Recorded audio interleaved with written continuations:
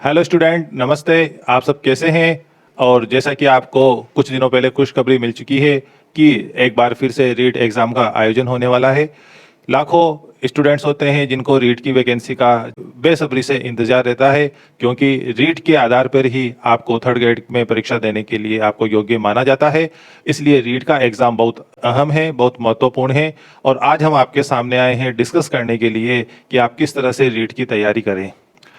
रीट की जो exam scheme है उसके अंदर आपको पता है कि रीट दो लेवल पे होती है, लेवल फर्स्ट और लेवल सेकंड। तो जैसा मैं आपको बताता हूँ, लेवल फर्स्ट जो होता है क्लास 1 to 5 के लिए, यानी इसके अंदर जो भी रीट का लेवल फर्स्ट क्लियर करता है वो फर्स्ट लैंग्वेज के लिए लेवल फर्स्ट के लिए एलिजिबल हो जाता है। यानी इससे जो टीचर बनेंगे थर्ड ग्रेड का एग्जाम देके, जो बीएसटीसी वाले होते हैं, वो क्लास 1 to 5 यानी क्लास 1 से लेकर 5 तक को पढ़ाते हैं, इसलिए इसको लेवल फर्स्ट कहा गया है।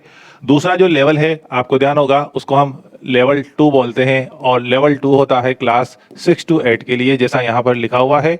यानी रीट के लेवल सेकंड से जो तैयारी करता है और इस रीट को क्लियर करता है, वो 6 से 8 तक की क्लास को पढ़ाने के लिए जो टीचर्स होते हैं, उन टीचर्स के एग्जाम के लिए एलिजिबल हो जाता है। तो हम बात कर रहे हैं आज लेवल सेकंड की।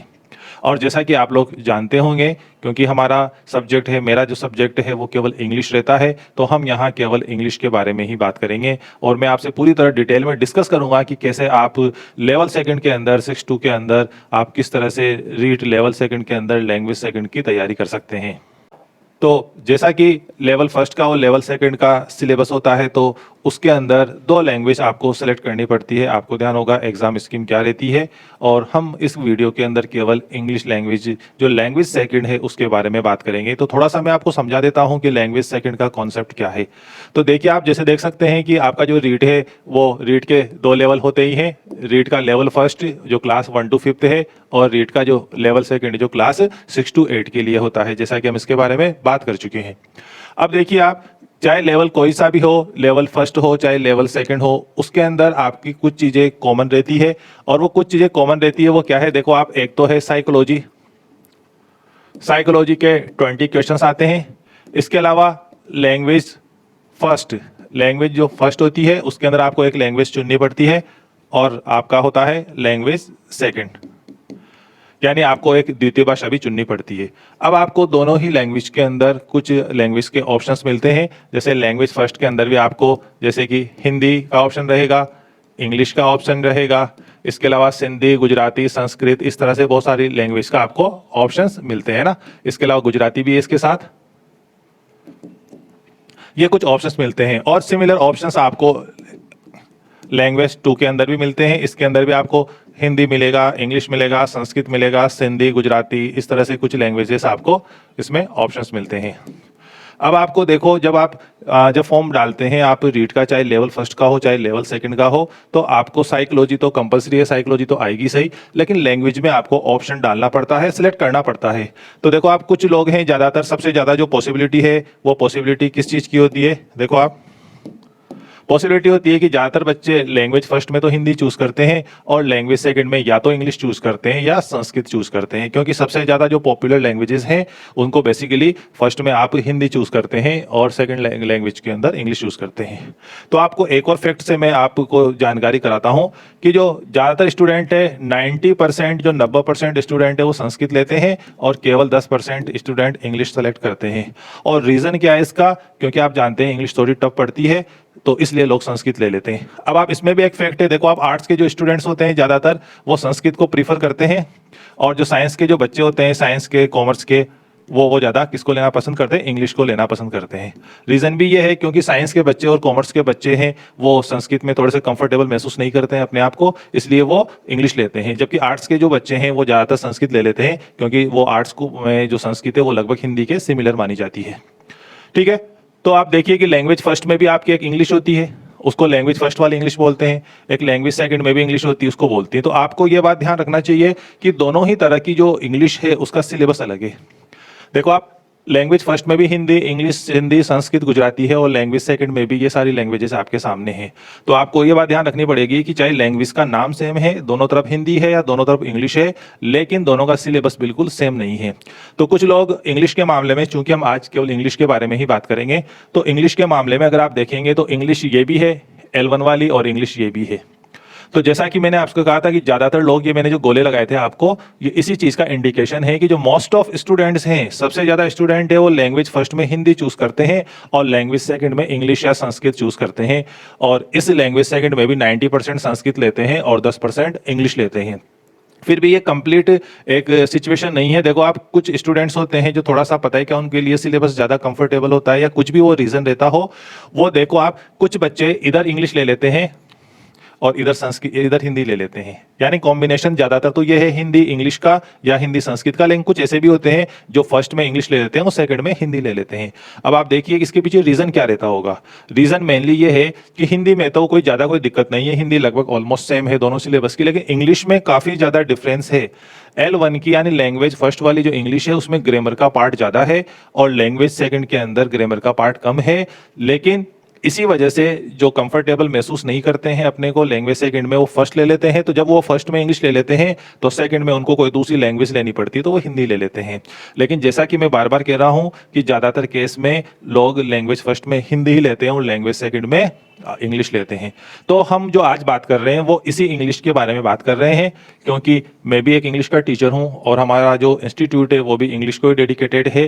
तो हम यहाँ पर आज डिस्कस करेंगे कि दोनों ही लेवल के अंदर, चाहे वो लेवल फर्स्ट हो, लेवल इस लेवल की बात कर रहा हूं मैं, रीड फर्स्ट की लेवल की या सेकंड की, सिलेबस दोनों का सेम रहता है, केवल लैंग्वेज फर्स्ट और सेकंड का अंतर रहता है। तो जो लेवल फर्स्ट हो चाहे लेवल सेकंड हो, उसके अंदर जब आप इंग्लिश को लैंग्वेज 2 के रूप में चूज करते हैं, लैंग्वेज 2 के रूप में चूज करते हैं, तो उसका ये सिलेबस रहता है जो आपको यहाँ पीछे दिख रहा है, जिसके बारे में हम बात करेंगे। तो आप कैसे इसकी तैयारी कर सकते हैं, क्या क्या एलिमेंट्स सिलेबस के अंदर दिए गए हैं, अब हम आज की वीडियो में डिटेल्स में इसी के बारे में बात करना चाह रहे हैं।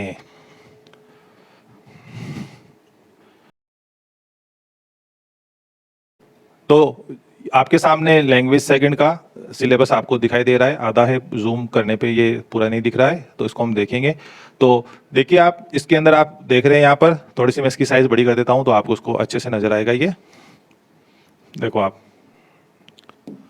तो ऊपर लिखा हुआ है Rajasthan eligibility examination for teachers, और ये फुल फॉर्म है किसकी, रीट की, Rajasthan eligibility examination for teachers, और यहाँ पे लिखा हुआ है 2022।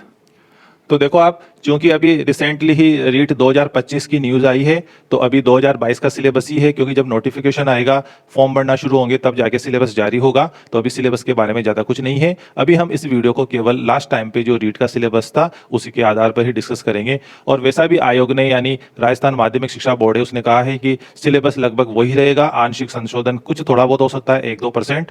तो आपको यही मान के चलना है कि मोस्ट ऑफ सिलेबस यही रहेगा, और ज्यादातर संभावना यह है कि इंग्लिश के सिलेबस में कोई अंतर नहीं आएगा।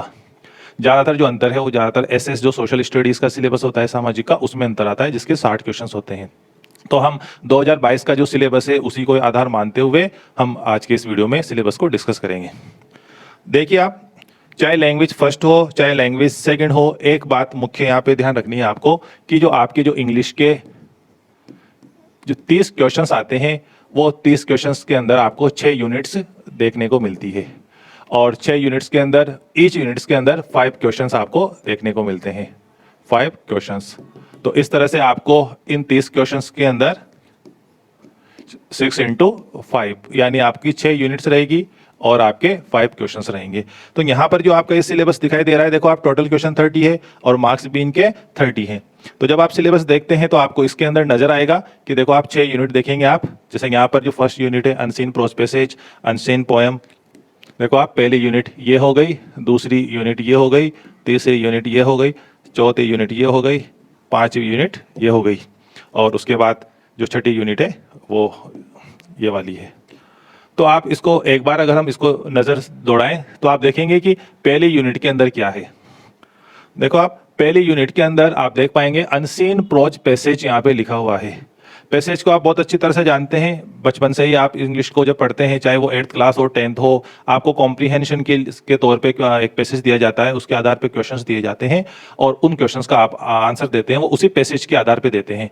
तो यहाँ पर आपको प्रोज पैसेज यानी गद्य मिलेगा, आप जिसको आप गद्यांश बोलते हैं, वो आपको देखने को मिलेगा, गद्यांश। ठीक है, अब यहाँ पर जो क्वेश्चंस होंगे उसके लिए कुछ टॉपिक्स प्रिस्क्राइब किए गए हैं आपको। ये 3 टॉपिक दिए गए हैं।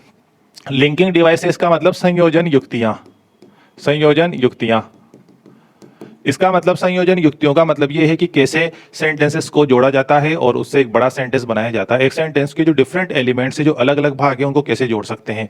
तो मेनली इसके अंदर हम कंजक्शंस, जो संयोजक शब्द होते हैं, उनकी स्टडी करते हैं। तो लिंकिंग डिवाइसेस में कंजक्शंस का यूज देखते हैं। सब्जेक्ट वर्ब एग्रीमेंट एक जो टॉपिक है जिसके अंदर सब्जेक्ट और वर्ब के बीच के संबंध को देखा जाता है कि किस प्रकार किसी सेंटेंस का सब्जेक्ट है वो वर्ब के फॉर्म को डिसाइड करता है। और इन्फ्रेंस होता है जिसका हिंदी अनुवाद तो निष्कर्ष होता है, लेकिन मेनली इसके अंदर पैसेज में से जो क्वेश्चन छांटते थे आप पहले, कॉम्प्रीहेंशन जिसको बोलते हैं, वही ये है। कॉम्प्रीहेंशन मतलब जैसा आपने और पहले 8वीं क्लास 10वीं क्लास वगैरह में देखा होगा कि आपको पैसेज दिया जाता है, उसी के आधार पे क्वेश्चन दिए जाते हैं। सबसे मुख्य बात जो आपको ध्यान रखनी है वो ये है, अनसीन प्रोज पैसेज। आपको एक पैसेज दिया जाएगा और उन पैसेज में से जो क्वेश्चंस होंगे वो इन 3 टॉपिक पर आधारित होंगे। यानी सबसे पहले तो जो क्वेश्चंस होंगे वो कंजक्शंस पे यानी लिंकिंग डिवाइसेस पे आधारित हो सकते हैं, या फिर वो सब्जेक्ट एग्रीमेंट जो सब्जेक्ट वर्ब कॉन्कर्ड भी जिसको बोलते हैं, या सब्जेक्ट वर्ब एग्रीमेंट भी बोलते हैं, इस पर आधारित होंगे। या फिर सीधे ही वो इन्फ्लुएंस यानी कॉम्प्रीहेंशन, जैसे पैसेज में से उत्तर छांटते हैं, उस प्रकार के क्वेश्चन हो सकते हैं। और क्वेश्चन की संख्या कितनी रहेगी? 6 रहेगी, जैसे मैंने आपको बता दिया। सॉरी 5 रहेगी, क्योंकि ये 6 में से 1 यूनिट है, तो 5 क्वेश्चन इसके अंदर रहेंगे जो 1-1 मार्क्स के होंगे, 1-1 मार्क के होंगे। दूसरा देखो, आप दूसरे यूनिट में जब चलते हैं तो दूसरे यूनिट में है अनसीन पोएम। जैसे अनसीन प्रोज पैसेज है वैसे वो अनसीन पोएम है। तो ये जो गद्यांश है और ये क्या है? पद्यांश। यानी इसमें एक पोएम दी जाएगी, इसमें पैसेज आएगा गद्यांश, इसमें पद्यांश आएगा। अब देखो, आप ये पद्यांश जो दिया जाएगा उसमें ये एलिट्रेशन जो अनुप्रास अलंकार होता है, सिमिली जो उपमा अलंकार होता है, मेटाफर जो रूपक अलंकार होता है, पर्सोनिफिकेशन जो मानवीकरण है, एजोनेंस जो स्वर अनुप्रास होता है, और राइम जो तुकबंदी होती है, इनके आधार पर ही प्रश्न पूछे जाएंगे। यानी पोएम दी जाएगी, उनके क्वेश्चन इन्हीं के ऊपर से आधारित होंगे। तो एक तरह से ये पैसेज है, लेकिन ये पोइट्री के आधार पर पूछे गए प्रश्न इसमें आधारित होंगे, और इसमें भी 5 क्वेश्चन आपसे पूछे जाएंगे। नेक्स्ट देखो, आप थर्ड के अंदर कुछ ग्रामर के टॉपिक आपको देखने को मिलते हैं। मॉडल ऑक्सिलियरी जो मॉडल्स होते हैं, आप जानते हो कैन कुड वगैरह पढ़ रखे हैं आपने, कैन कुड में माइट वगैरह, इस तरह से जो मॉडल्स होते हैं उनकी नॉलेज पूछी जाएगी। और इसके अंदर कॉमन इडियम्स एंड फ्रेजेस, ध्यान रखना ये अब पैसेज केवल इन 2 में थे, प्रोज पैसेज और पोएम, इसमें ऐसा नहीं है। तो कॉमन इडियम्स के अंदर अंग्रेजी के अंदर जो कहावतें मुहावरे होते हैं, कहावतें और मुहावरे, उनके बारे में पूछा जाएगा। ठीक है, साथ में जो लिटरेरी टर्म्स हैं इंग्लिश के अंदर, जैसे कि एलिजी होती है, एलिजी को हम क्या बोलते हैं? शोक गीत बोलते हैं, शोक गीत। सोनेट एक छोटी कविता होती है, आपको पता है 14 लाइन की जो कविता होती है उसको सोनेट बोलते हैं। शॉर्ट स्टोरी का मतलब लघु कथा होती है, और ड्रामा का मतलब नाटक होता है। तो तीसरे यूनिट के जो 5 क्वेश्चन है वो मॉडल्स पे आधारित होंगे, कहावतें मुहावरों पर आधारित होंगे, या फिर शोक गीत, छोटी कविता, लघु कथा, या फिर नाटक, इन टॉपिक यानी बिंदुओं पर आधारित होंगे। चौथे यूनिट के अंदर basic knowledge of English sounds and their phonetic symbols. आपको पता है कि अलग से टॉपिक है फोनेटिक साउंड, जिसमें इंग्लिश लैंग्वेज के अंदर उच्चारण या जो प्रोनाउंसिएशन होता है उसको सीखने पे जोर दिया जाता है और इंग्लिश की साउंड्स को डिस्कस किया जाता है। तो ये वाला टॉपिक है वो इंग्लिश में प्रोनाउंसिएशन यानी उच्चारण को सिखाने के लिए है। तो यहाँ पे अंग्रेजी में जो आवाजें हैं, अंग्रेजी में 44 आवाजें हैं, और उन 44 आवाजों को कुछ प्रतीकों से, सिंबल से दर्शाया जाता है। तो ये एक अलग टॉपिक है, बहुत सारे लोगों ने इसके बारे में सुना नहीं होगा और पढ़ा नहीं होगा, उस टॉपिक को यहाँ पर डाला गया है। ईजी, ज्यादा टफ नहीं आता है, लेकिन आता है। इसके बाद देखिए आप, इसके बाद 5वीं और जो आपकी जो 6ठी यूनिट है, 5वीं और 6ठी यूनिट पूरी तरह जो बीएड यानी जो टीचिंग का जो आपने बीएड में पढ़ा हुआ है, जिसको हम टीचिंग बोलते हैं, उस टीचिंग से रिलेटेड है। जो ज्यादातर सब्जेक्ट में कॉमन होती है, एक समान होती है, इसका ज्यादातर पर्टिकुलर इंग्लिश से कोई कनेक्शन नहीं है। देखो आप 5 यूनिट में प्रिंसिपल ऑफ टीचिंग इंग्लिश, अंग्रेजी पढ़ाने के सिद्धांत क्या है। अंग्रेजी के अंदर एक communicative approach to English language teaching, यानी अंग्रेजी भाषा को पढ़ाने का एक मेथड है जिसका नाम क्या है? जिसका नाम है कम्युनिकेटिव अप्रोच। इसके बारे में एक शिक्षण विधि है, मतलब आप शिक्षण विधि कह सकते हैं इसको। इसके अलावा चैलेंजेस ऑफ टीचिंग इंग्लिश, अंग्रेजी को पढ़ाने की क्या चुनौतियां हैं। डिफिकल्टीज इन लर्निंग इंग्लिश, अंग्रेजी को सीखने में क्या क्या कठिनाई आती है, और होम लैंग्वेज और मल्टीलिंगुअलिज्म, यहाँ कॉमा आना चाहिए, इसमें कॉमा नहीं छपा हुआ है। होम लैंग्वेज और मल्टीलिंगुअलिज्म यानी होम लैंग्वेज यानी बच्चे की जो घरेलू भाषा है जो घर पे बोलता है, और मल्टीलिंगुअलिज्म यानी बहुभाषावाद यानी जब एक व्यक्ति एक से ज्यादा भाषा को बोलने में सक्षम होता है, और होम लैंग्वेज यानी घरेलू भाषा, इनका क्या महत्व है। तो ये बीएड से संबंधित है कि अंग्रेजी पढ़ाने के सिद्धांत क्या है, अंग्रेजी पढ़ाने का कम्युनिकेटिव अप्रोच जो शिक्षण विधि है इसके अंदर क्या है, अंग्रेजी पढ़ाने की चुनौतियां क्या है, और अंग्रेजी भाषा को सीखने में क्या क्या कठिनाइयां आती है, और घरेलू भाषा का जो सिद्धांत है और बहुभाषावाद यानी एक से ज्यादा भाषाओं को जानने का जो सिद्धांत है उसका क्या यूज है, ये हम 5 यूनिट में इससे रिलेटेड क्वेश्चन आएंगे।